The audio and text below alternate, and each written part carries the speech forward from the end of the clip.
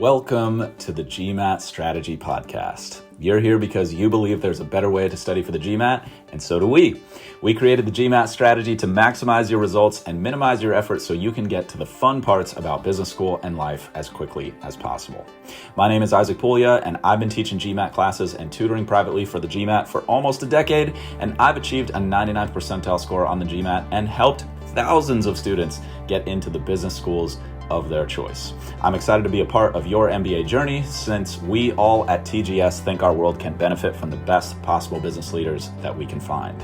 If this show is bringing you value, please share it with your friends and family who are studying so that together we can make this process as easy and as painless as it can possibly be. Let's go. Welcome to Lesson 8 of GMAT Math Basics.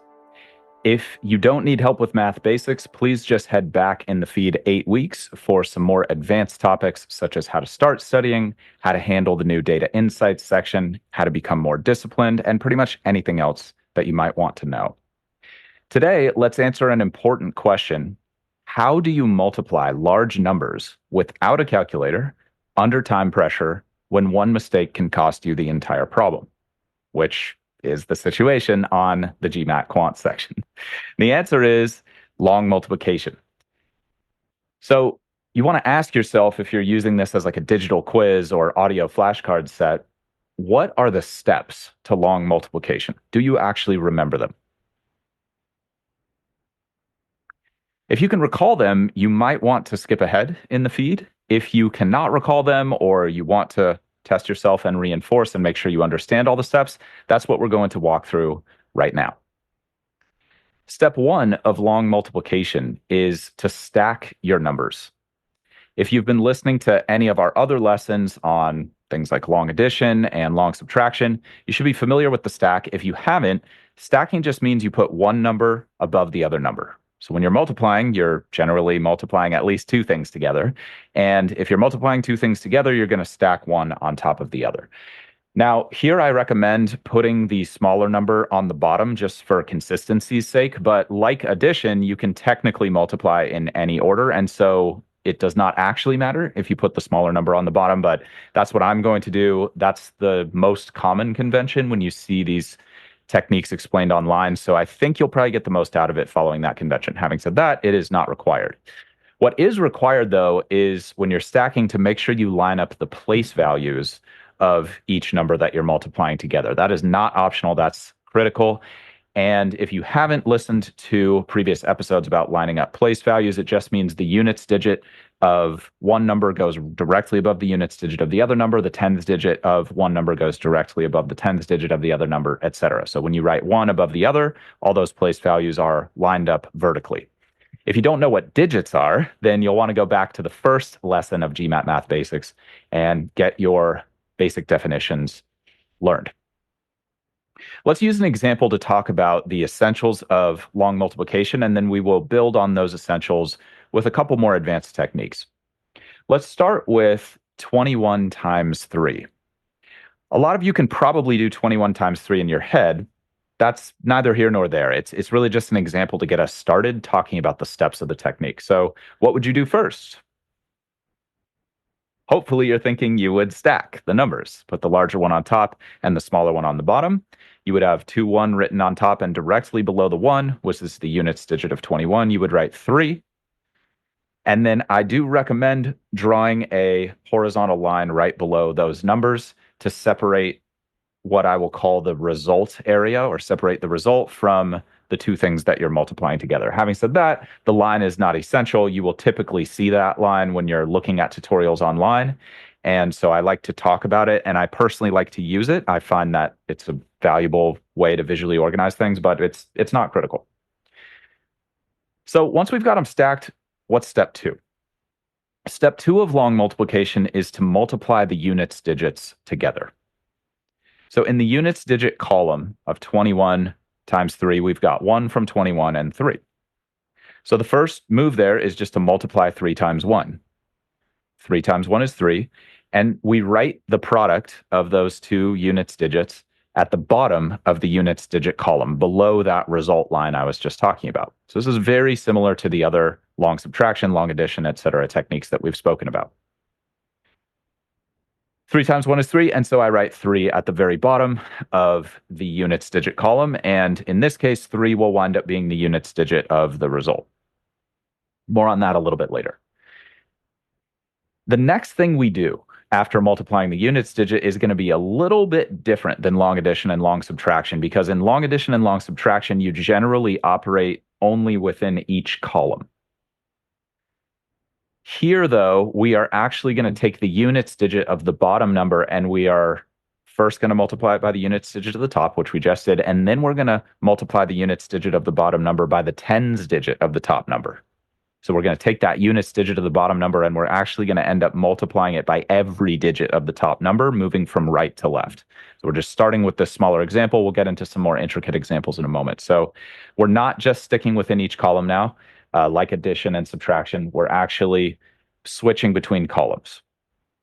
So it's just a cool trick. It works really, really well, and it's part of the reason you'll want the big numbers on the top and the small numbers on the bottom, I think. Having said that, it does work in reverse. I just think that that could get confusing. So let's proceed to multiply the 2 from 21 times the 3, which we're multiplying only by a single digit number in the bottom, so that's the entire number, but it also happens to be the units digit of that number. So first we multiply the 3 by 1 from 21, and then we multiply the 3 by 2 from 21. 3 times 2 is 6, and we take that result and we write it at the bottom of the tens digit column. That's the basics of the technique. So the result of 21 times 3 would be a 3 in the units digit at the bottom of the units digit column and a 6 in the tens digit at the bottom of the tens digit column, aka the result is 63. 21 times 3 is 63. So we stack, then we multiply the units digit of the bottom number by each place value of the top number. I'm going to say that again. The basics are we stack the numbers and we multiply the units digit of the bottom number times each place value of the top number. So in the case of 21 times 3, we multiply 3 by 1, the units digit first, then we multiply 3 by 2, the units digit of the bottom number times the tens digit of the top number. Let's try another example to talk through how this would work if you have some larger numbers. The technique is going to be the same. We're just going to do a slightly larger example. So I'm going to do 1, 2, 3, 4 to try to make this as easy to visualize if you're just on the audio feed. 1, 2, 3, 4 times 2. Again, many of you could probably do that in your head. This is just for example purposes to help you understand the steps of long multiplication. So we're going to first do what? First, you stack. Like I said, I put the larger number on top, 1, 2, 3, 4 on top, and then we put 2 below the units digit of 1, 2, 3, 4. So we got 1, 2, 3, 4 written across the top, and then 2 right underneath the 4. And then again, I personally like to draw a line beneath both those numbers to separate the result. What is the next step?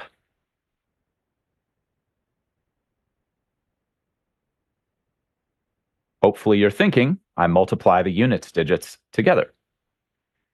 So we're going to take the 2 from 2 on the bottom and the 4 from 1, 2, 3, 4 on top, and we're going to multiply 2 times 4, which equals 8. Then we're going to just write the result of that at the bottom of the units digit column. So we'll write a 8 right below the 4 at the top, 2 right below that, and then below the line is going to be 8. 8 is going to be the units digit of our result here. Then we just move one place value to the left and we multiply the units digit of the bottom number times the tens digit of the top number. So in that case, we're going to multiply the 2 from 2 times the 3 from 1, 2, 3, 4 on top. 2 times 3 is 6. And so we take the result of that and we write 6 at the bottom of the tens digit column. Then we will just move to the next place value of the left and do the same thing. So we're going to take the 2 from 2 on the bottom and multiply that times the 2 from 1, 2, 3, 4. So I started multiplying 2 by 4, the units digit of 1, 2, 3, 4. Then I did 2 times 3, the tens digit of 1, 2, 3, 4. Now I'm doing 2 times 2, the hundreds digit of 1, 2, 3, 4. So units digit of the bottom number times every place value in the top number from right to left. 2 times 2 is 4. And so we write 4 at the bottom of the hundreds digit column. The last step is to move to the left to the thousands digit column, and we're going to multiply the 2 from 2 times the 1 from 1, 2, 3, 4. 2 times 1 is 2. So we write 2 at the bottom of the thousands digit column, and then there's no more digits to multiply by, and so we are done. We are done, and that's it for the basics.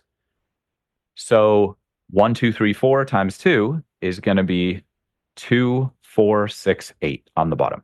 2,468. That's the result of 1, 2, 3, 4 times 2. Now you might be thinking, what if I have more digits in the bottom? Or you might be thinking, what happens when I multiply any of the digits together and I get a 2-digit number? Like so far, I've just picked examples where when I multiply the bottom times the top digit, we just get a single digit. And that's because I just wanted to start with the basics. But let's deal with those slightly more complicated situations. So let's start with what happens when you multiply the digits and you get a 2-digit result.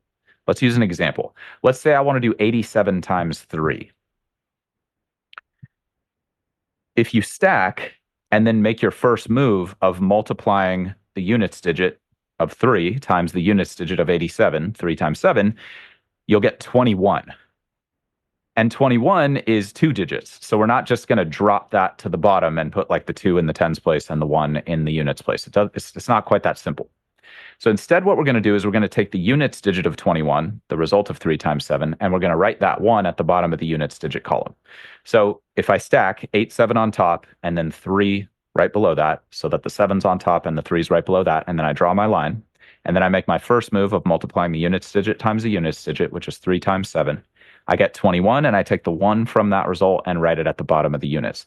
Then I'm going to carry the 2 from 21 to the top of the column to the left. So I'm going to carry the 2 from 21 to the top of the tens digit column, and I'm going to write a little 2 floating right above the 8 from 87. That carrying move should be familiar from long addition if you're familiar with how long addition works. If you're not familiar with how long addition works, I would actually pause this episode and I would go back 2 episodes in the feed to learn about long addition, because long addition is actually going to play a role in long subtraction a little bit later. All right.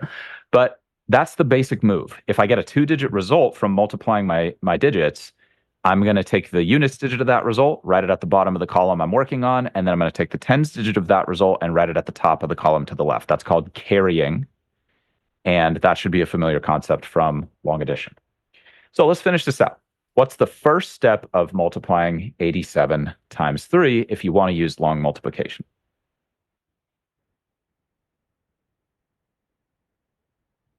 Hopefully you're thinking you stack 87 on top, 3 right below the 7.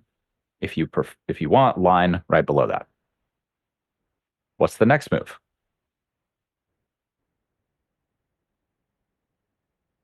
You multiply 3 times 7, the units digit of both numbers, and you get 21.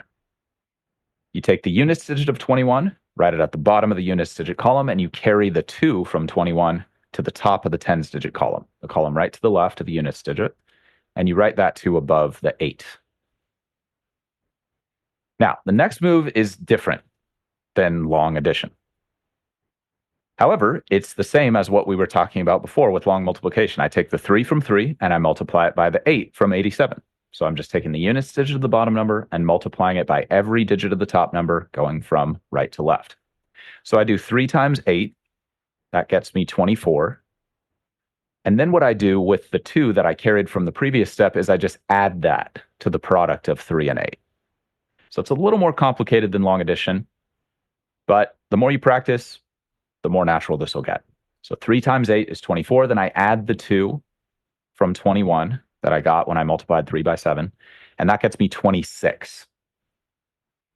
Now, if there were more digits, I would drop the 6 from 26 to the bottom of the tens digit column, and then I would carry the 2 to the top of the hundreds digit column. Now, you can do that operation if you prefer and write a 0 in front of 87. That's totally acceptable. And then just do 2 plus 0 and get 2 at the bottom of the hundreds digit column. That's completely fine to do. Some people prefer the shortcut way of 3 times 8 is 24 plus 2 is 26. And then they just drop the 2 and the 6 down to the bottom of the hundreds and tens digit column, respectively. So there we would have 261. 261 would be the result. So what's 87 times 3? It's 261. So that's the basics of what you do when you multiply two of the digits and you get a two-digit result. That's a little bit more advanced than the first couple examples we walked through. Let's try one more example where we're going to do that, but it's going to be a little bit just more of that. So let's try a longer example of what happens when I multiply and I get two-digit numbers when I'm multiplying the digits, all right? So now let's do 1, 2, 3, 4 times 3. Previously, we did 1, 2, 3, 4 times 2, but that was all single-digit results. So let's do 1, 2, 3, 4 times 3, and I'll show you how to leverage this carrying technique with a longer operation. So what's the first step? We stack 1, 2, 3, 4 on top, 3 written right below the 4 from 1, 2, 3, 4. Then I recommend you draw a line right beneath those numbers. What's the next step? Hopefully you're thinking we multiply the units digit of the bottom number times the units digit of the top number. And then we'll just repeat that process. We multiply the units digit of the bottom number times every digit, in the top number. So we'll start with the units digit. We'll multiply the 3 from 3 times the 4 from 1, 2, 3, 4. 3 times 4 is 12. What do I do with that result? See if you can tell yourself.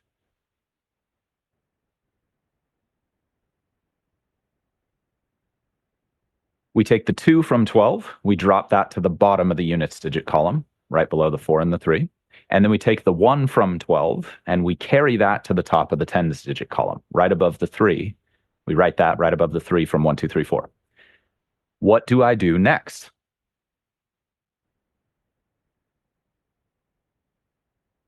I multiply the 3 from 3 times the 3 from 1, 2, 3, 4.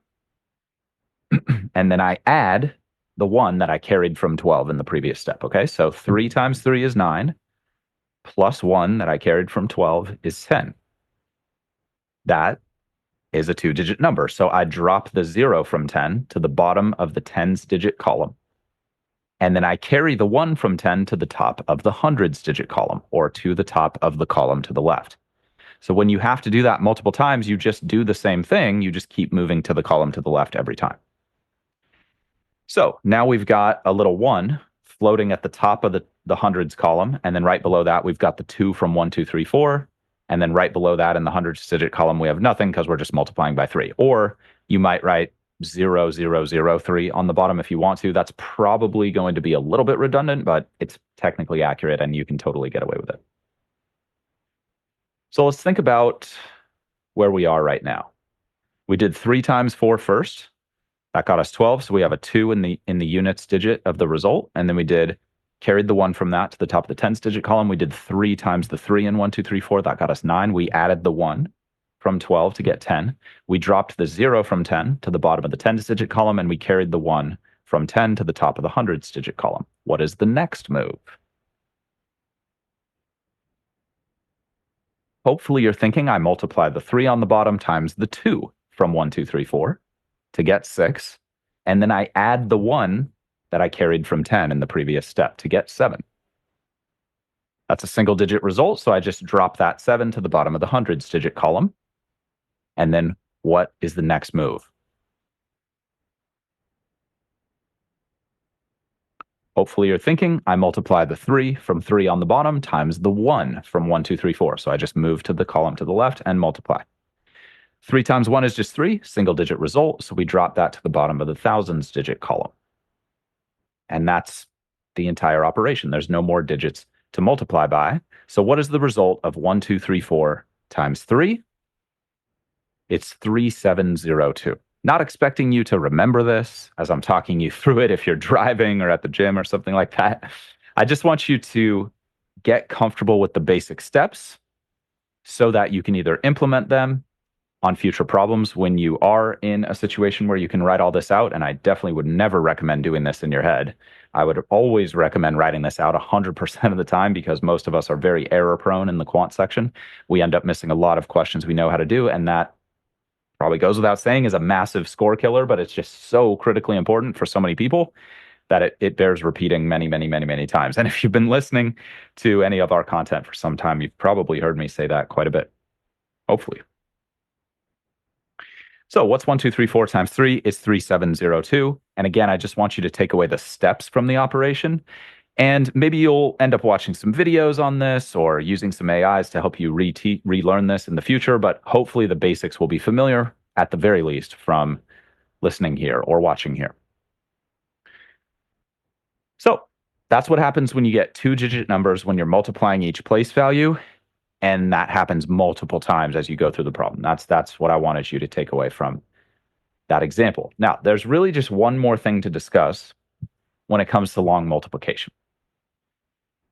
The above examples were all about multiplying by single-digit numbers on the bottom. So the last thing for us to cover is what happens when the bottom number has multiple digits, such as 1, 2, 3, 4 times 13, or times 113, or times 1,113.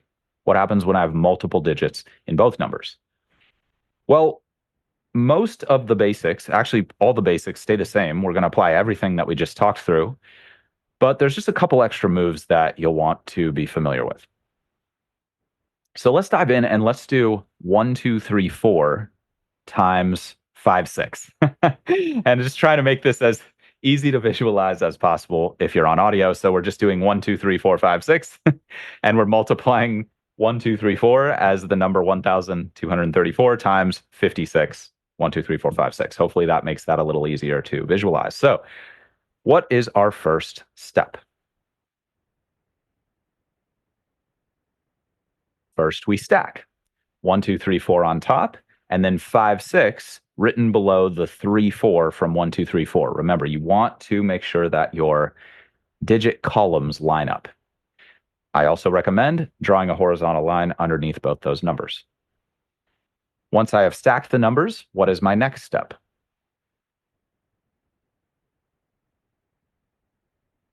I multiply the units digit of the bottom number times the units digit of the top number, and then I multiply the units digit of the bottom number times the tens digit of the top number, and then the units digit of the bottom number times the hundreds digit of the top number. So it's going to be, for the first part of this, it's going to be very, very familiar to what we just did. So let's just run through this part. This is going to be kind of like 1, 2, 3, 4 times 6, and we're just going to ignore the 5 from 56 for a moment. So the first move is multiply the units digits together. That's 6 times 4, which yields 24. Take the 4 from 24, drop it to the bottom of the units digit column. Then carry the 2 from 24 to the top of the tens digit column. That should be a familiar move from what we just discussed. Then we multiply the units digit of the bottom number times the tens digit of the top number. So that would be the 6 from 56 times the 3 from 1, 2, 3, 4. So we do 6 times 3, which gives us 18. And then we add the 2 that we carried from the previous step that we wrote floating above the tens digit column. So the 6 from 56 times the 3 from 1, 2, 3, 4 yields 18. And then we add the 2 that we carried from the previous step to get 20. We take the 0 from 20 and we drop that to the bottom of the tens digit column. And then we carry the 2 from 20 to the top of the column to the left, which is the hundreds digit column. So we're going to write a 2 right above the 2 from 1, 2, 3, 4. So all this hopefully should be sounding very familiar. You're like, yeah, this is what we just did, except with 6 instead of 3. And if you're thinking that, that's great. Then we multiply the 6 from 56 times the 2 from 1, 2, 3, 4. So again, we're just taking the units digit of the bottom number, multiplying by every place value in the top number. 6 times 2 is 12. And then we add the 2 that we carried from 20 in the previous step. So 6 times 2 is 12, plus the 2 from 20 that we carried, that's 14. So we drop the 4 from 14 to the bottom of the hundreds digit column, and then we carry the 1 from 14 to the top of the thousands digit column. Then, as you might suspect, we multiply the 6 from 56 times the 1 from 1, 2, 3, 4. Again, just moving to the column to the left. 6 times 1 is 6, plus the 1 we carried from 14 in the previous step. and that yields 7. That's a single-digit result, so we just write 7 at the bottom of the thousands-digit column. So hopefully that's feeling or sounding very familiar. I'm just taking the units digit of 56 and multiplying it by every digit in 1, 2, 3, 4, going from right to left, and then carrying the tens digit to the top of the next column if I get a multi-digit result when I'm doing that. That's it. That's everything we've already discussed. So far, nothing here really has been new. Now we get to the new stuff. So to deal with the other digits, which in this case would be the 5 from 56, we're going to do something very similar. But first, we're actually going to write a 0 at the very bottom of the units digit column in a new row below the result we just got when we did the 6 from 56 times 1, 2, 3, 4. And that's going to happen for every digit in the bottom number. So when you do the units digit from the bottom number, the 6 from 56, and you multiply that across the top, that'll be your top row of your results. Then you'll make another row right below that where you'll retain all the digit columns, units digit, tens digit, hundreds digit, etc. And when you move to the next digit to the left in the bottom number, you'll put an additional 0 to the right of that column. I'll explain that a little bit more as we go, okay? But that's the basic premise. So let's begin. The first step of multiplying the 5 from 56 times 1, 2, 3, 4 across the top is we're going to write a 0 at the bottom of the units digit. And that's because 5 is in the tens digit column. And effectively what we're about to do is multiply 50 times 1, 2, 3, 4 on the top. You don't have to worry about that if that doesn't make a lot of sense, but if that does kind of glue a couple concepts together for you behind the scenes, then that's technically what's happening here. If you're not into that, don't worry about it. So once I've got that 0 written at the bottom of the units digit column, I'm just going to pretty much do what I did with 6, except with 5. I'm going to multiply the 5 from 56 times the 4 from 1, 2, 3, 4. And then I'm going to multiply the 5 from 56 times the 3 from 1, 2, 3, 4. And then the 5 from 56 times the 2 from 1, 2, 3, 4, et cetera, et cetera. And that process is going to be very familiar. The only adjustment I make is writing that 0 at the bottom of any columns to the right of whatever column I'm working in. So the 5 is in the tens digit column, so I get a 0 in the units digit column.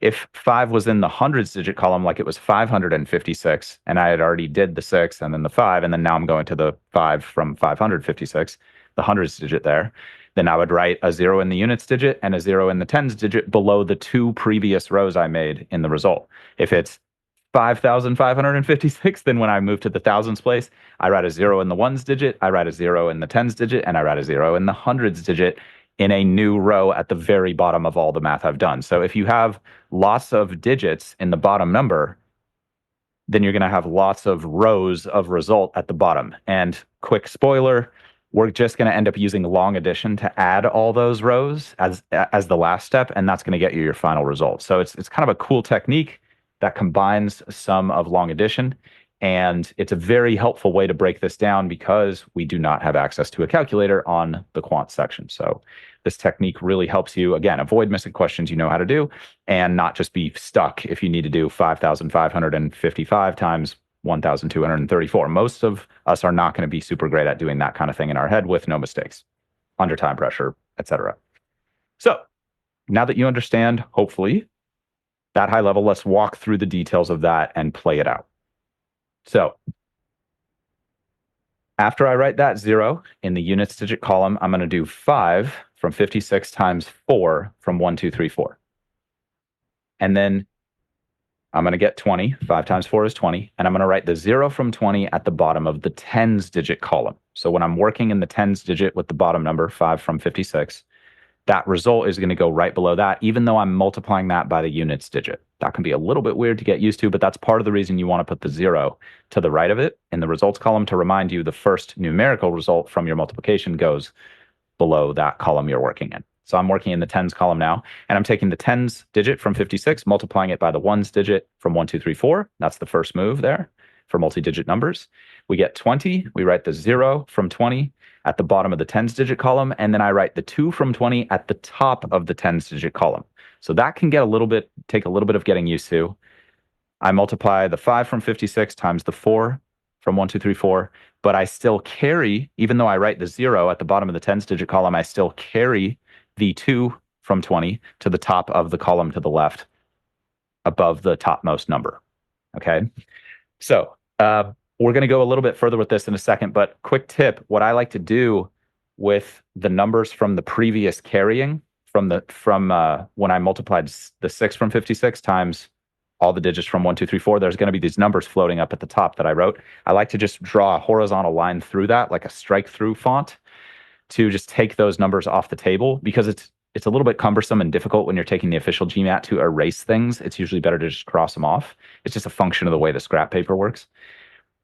And I like to do that so that I don't end up adding those carries from the previous operations into my new carries. So it can get a little bit intense with the scratch work. So usually when you're doing long multiplication with big numbers, you're going to want lots of space below for all your result rows and lots of space above for all your carry rows. So that's what I recommend. All right. So where are we now? We've got the 5 from 56. We multiplied by the 4 from 1, 2, 3, 4. We got 20. We put the 0 at the bottom of the tens digit column. And then we carried the 2 from 20 to the top of the tens digit column, which is floating right above the 3. Well, I guess a little bit above, right above the 3, because we had previous carries from the previous step, multiplying 6 by everything. So at the very top of the tens digit column floating up there, you write your 2 from 20. And then we just move to the digit to the left and multiply again. So we're going to do the 5 from 56 times the 3 from 1, 2, 3, 4. That's 15. And then we are going to add the 2 from 20 that we carried from the previous step to get us 17. And then we write the 7 from 17 at the bottom of the hundreds digit column. And then we carry the 1 from 17 to the top, very top of the hundreds digit column. So again, we're just moving to the left column to the left each time when we're multiplying. And then the results are shifted 1 to the left. And that's something you'll just get used to over time as you do this more and more. Then we just repeat that. So we take the 5 from 56, we multiply that times the 2 from 1, 2, 3, 4. 5 times 2 is 10. And then we add the 1 from 17 that we carried from the previous step to get 11.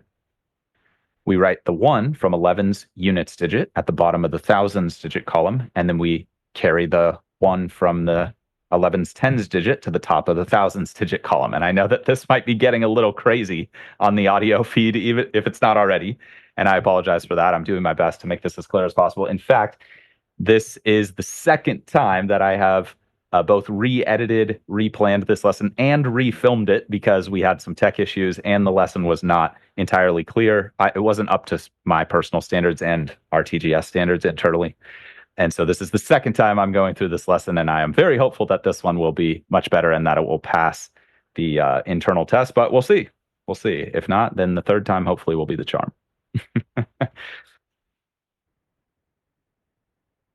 So you might be getting lost in some of the numbers. If you are, just think about the concepts. I'm taking each digit of the bottom number, and I'm basically one digit at a time multiplying that times every digit in the top number in a particular sequence with a couple little tricks of the trade to make sure I wind up with the end result that I want. The first trick is carrying, and the second trick is writing zeros in the digits to the right for each place value of the bottom number that I am multiplying by.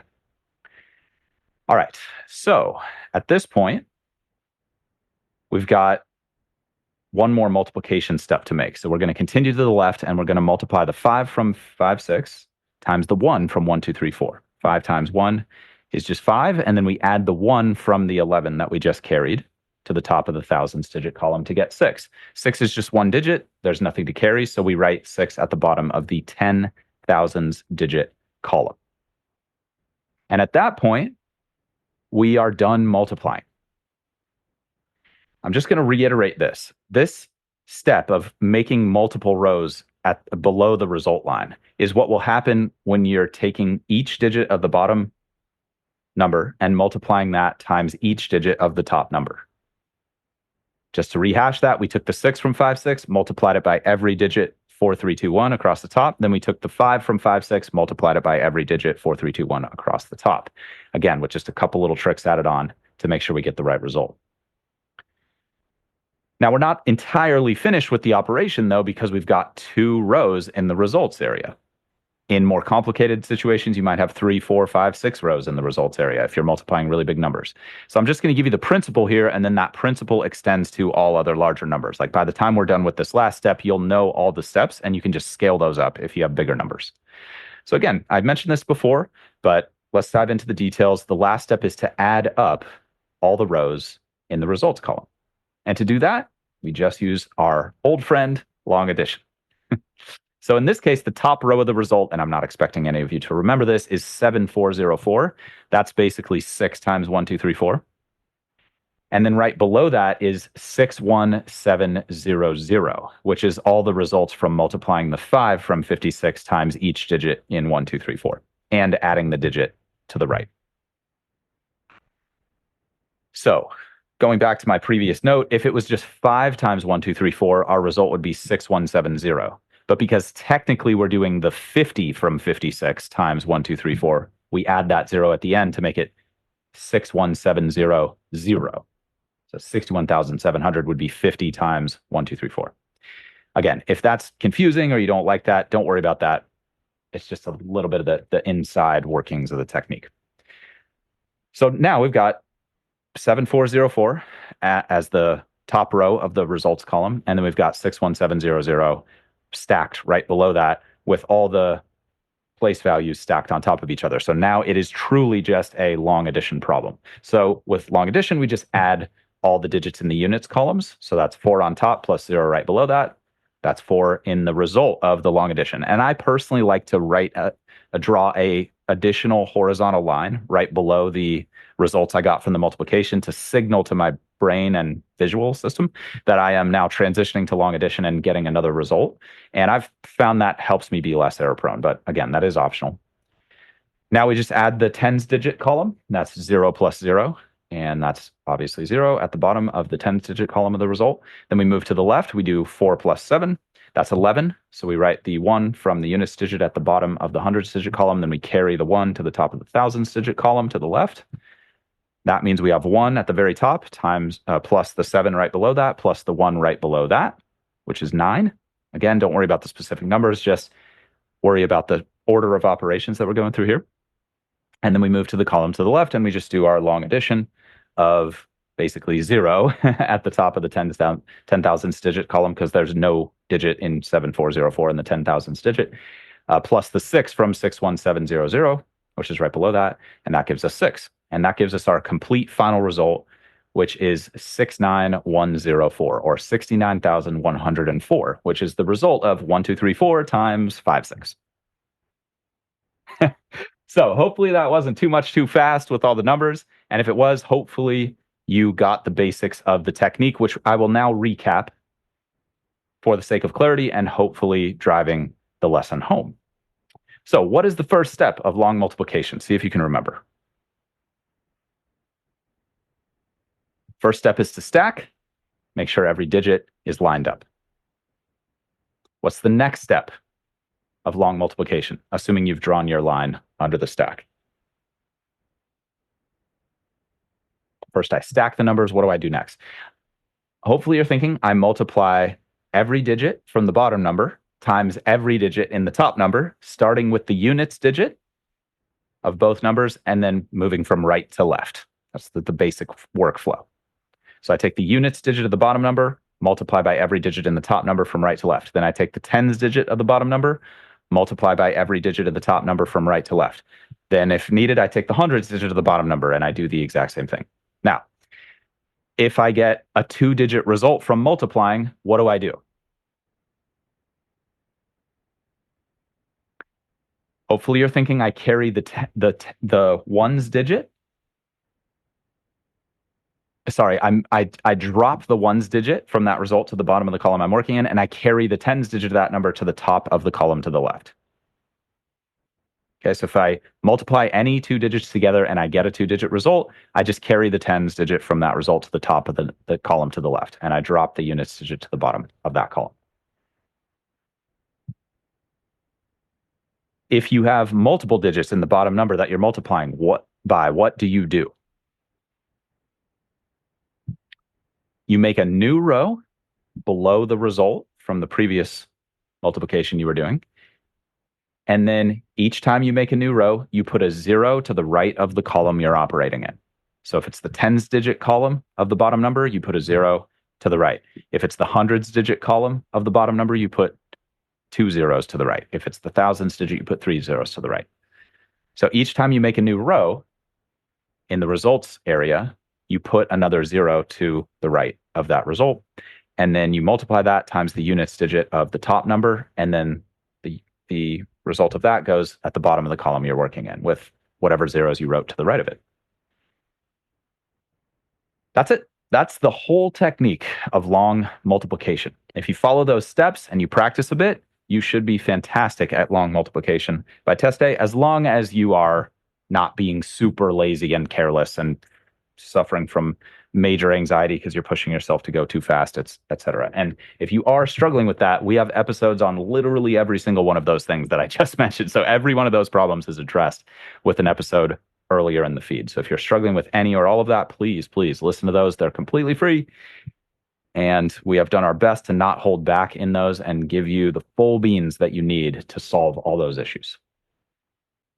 Next time, we will discuss long division, assuming that I can get my lesson to pass everybody else's test internally. And I'm so grateful that everyone was hard on me and that we're bringing our best for all of you today. I'm looking forward to it. As always, in the meantime, my greatest hope is that this material will make your studies as easy and as painless as they can possibly be. If you want more tips and strategies for optimizing your performance on the GMAT, please head to our website, thegmatstrategy.com, which is linked in the description of this content, and check out our free video presentation on how to reach your dream GMAT score in half the normal time, 40 minutes. That could save you months of study time. In the meantime, this is a weekly show, so please subscribe, and as always, stay positive and stay consistent with your studies. I'll talk to you all soon.